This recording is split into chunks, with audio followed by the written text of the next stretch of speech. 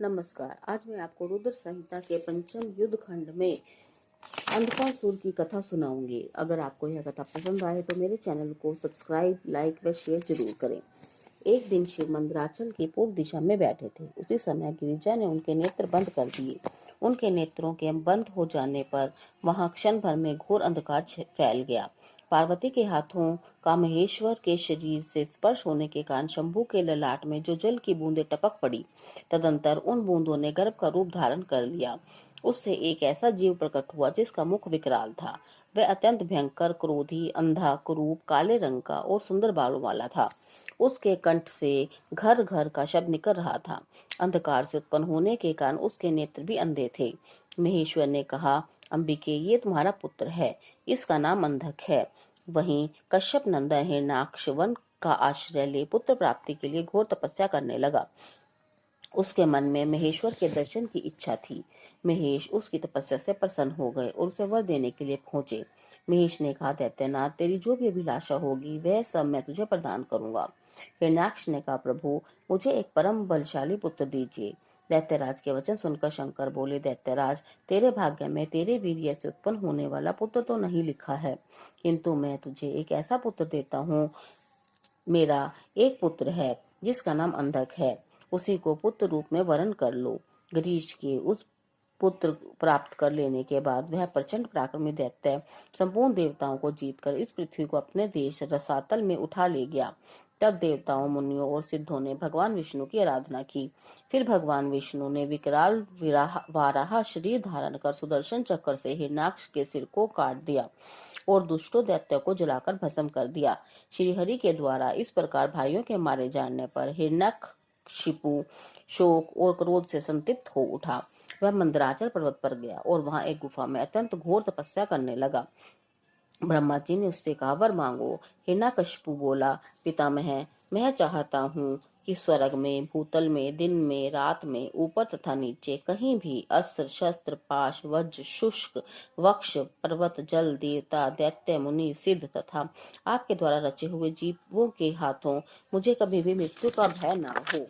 ब्रह्मा जी के ने कहा, दैत्येंद्र, मैं तुझ पर बहुत प्रसन्न हूँ, अतः तेरी सारी वस्तुएं प्राप्त होंगी। ब्रह्मा जी की वाणी सुनकर हिरण्यकशिपु का मुख प्रसन्नता से खिल उठा। इस प्रकार जब पितामह ने उसे दानवराज राज्य पर अभिषिक्त कर दिया, तब वह उन्मुक्त हो उठा और उस त्रिलोकी को नष्ट करने का विचार करने लगा। उसने संग्राम में समस्त देवताओं को जीत लिया। तब देवता भागकर भगवान विष्णु के पास गए। श्री हरि ने उन्हें आश्वासन दिया कि शीघ्र ही उस दैत्य का वध कर देंगे। तदंतर भगवान विष्णु ने एक ऐसा रूप धारण किया जो आधा सिंह का था और आधा मनुष्य का। वह अत्यंत भयंकर और विकराल दिख रहा था। तब उन पराक्रमी नरसिंह ने महाबली दैत्यों के साथ युद्ध करके भूतों को मार डाला। दैत्यों के दग्ध हो जाने पर वह दैत्यराज संपूर्ण अस्त्र शस्त्र लेकर मृगेंद्र से लोहा लेता रहा। अंत में नरसिंह ने वज्र के समान कठोर अपनी अनेक भुजाओं से उस दैत्य को पकड़ लिया और उसे अपनी जानुओं पर लेटाकर उसके अपने नखों से उसकी छाती चीर डाली। फिर तो उसी क्षण उसके प्राण पखेरु उड़ गए। उसी अवसर पर प्रहलाद ने आकर भगवान के चरणों में सिर झुकाया। तब भगवान विष्णु ने प्रहलाद को दैत्यों के राज्य पर अभिषिक्त कर दिया। एक बार हिरण्याक्ष का पुत्र अंधक अपने भाइयों के साथ विहार में संलग्न था। उसी समय उसके भाइयों ने उससे कहा, अरे अंधे, कहीं दूसरों से उत्पन्न पुत्र भी राज्य पाता है? इस राज्य के भागी हम लोग हैं। उन लोगों की बात सुनकर अंधक दीन हो गया। रात के समय वह निर्जन वन में चला गया और हजारों वर्षों तक घोर तप किया। तब ब्रह्मा जी ने उससे कहा, दानव, अब तू वर मांग ले। तब अंधक कहने लगा, भगवान, जिन निष्ठुरों ने मेरा राज्य छीन लिया है वे दैत्य मेरे भाई हो जाएं। मुझ अंधक के दिव्य चक्षु प्राप्त हो जाएं। इंद्र आदि देवता मुझे कर दिया करें और देवता, दैत्य, गंधर्व, यक्ष, नाग, मनुष्य, नारायण, शंकर तथा अन्य किन्हीं भी प्राणियों से मेरी मृत्यु ना हो। ब्रह्मा जी ने कहा, दैत्येंद्र, ये सारी बातें तो हो जाएंगी, किंतु तू अपनी मृत्यु का कोई कारण स्वीकार कर ले। अंधक ने कहा, प्रभु, कोई रतन भूता नारी मेरी भी जननी होगी। उसमें राक्षस भाव के कारण जब मेरी काम भावना उत्पन्न हो जाए तब मेरा नाश हो जाए। ब्रह्मा जी ने कहा, दैत्यराज, तू जो कुछ चाहता है वे सभी वचन पूर्ण होंगे। उस समय प्रहलाद आदि श्रेष्ठ दानवों ने उसे वरदान प्राप्त किया आया हुआ जाना। तब वो सारा राज्य उसे समर्पित कर दिया। उसके भाई हो गए। तब अंधक सेना भाइयों को साथ ले स्वर्ग को जीतने के लिए गया। उसने चराचर त्रिलोकी को अपने वश में कर लिया। उसकी बुद्धि मद से अंधी हो गई। उस दीन दानव श्रेष्ठ के 3 मंत्री थे। एक समय उन तीनों ने पर्वत के एक रमणीय स्थान पर एक परम रूपवती नारी को देखा। तुरंत महादैत्यपति वीर अंधक के पास पहुंचे और उसे रूपवती नारी का वर्णन करने लगे। मंत्रियों ने कहा, दैत्येंद्र, यहाँ एक गुफा के भीतर हमने एक मुनि को देखा है। ध्यानस्थ होने के कारण उसके नेत्र बंद हैं। उससे थोड़ी दूरी पर हमने एक पुरुष को देखा है जो विकराल वानर का सा है। उस तपस्वी की रक्षा में तत्पर है।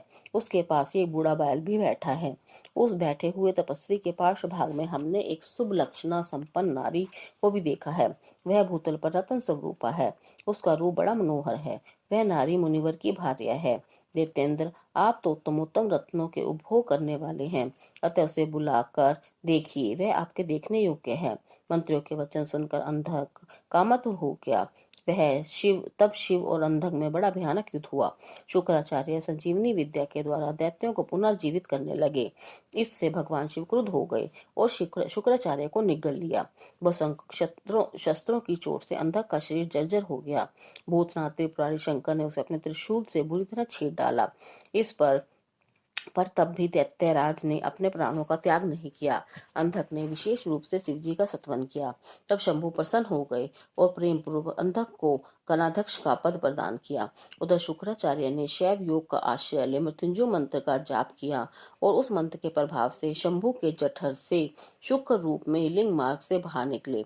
तब उन्होंने शिवजी को प्रणाम किया। कोरी ने उसे पुत्र रूप में स्वीकार किया। शिवजी ने उन्हें अजर अमर बना दिया।